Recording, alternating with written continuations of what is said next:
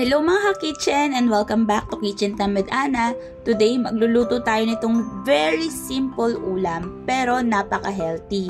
Ito ang nilagang kabute with patola and malunggay. Let's start!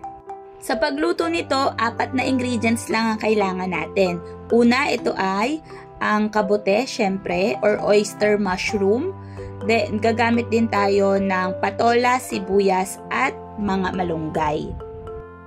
So una, syempre, babalatan muna natin itong patola. 2 piraso itong gamit ko kasi maliit lang naman siya. Pero kung malaki yung patola nyo, 1 piraso na lang gamitin nyo.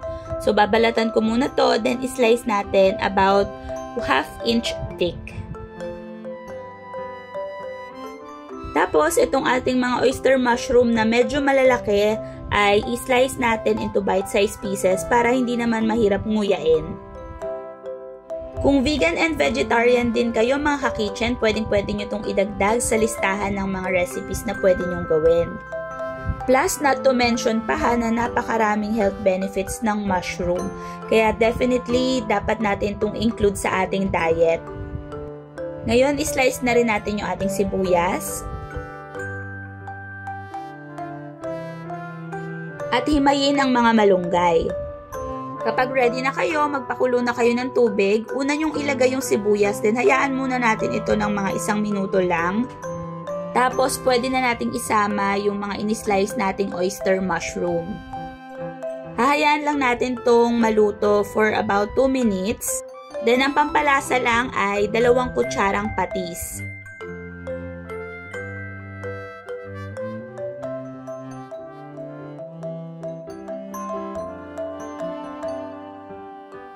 Ayan, so after 2 minutes na pinakukuluan natin to, pwede na nating ihalo yung patola. Hayaan lang din natin tong maluto, i-cover natin yung lid for 2 minutes.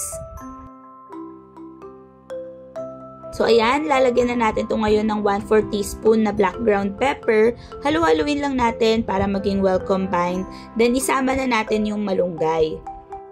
At this point, pwede na rin nating patayin yung apoy, isubmerge lang natin yung mga dahon ng malunggay gamit yung ating sandok at hayaan lang natin mga ilang sandali, maluluto na lang to sa sarili niyang init.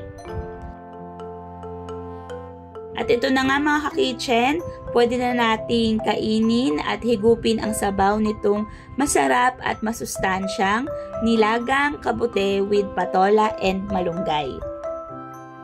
Perfect na perfect din to ngayon kasi medyo maulan-ulan na.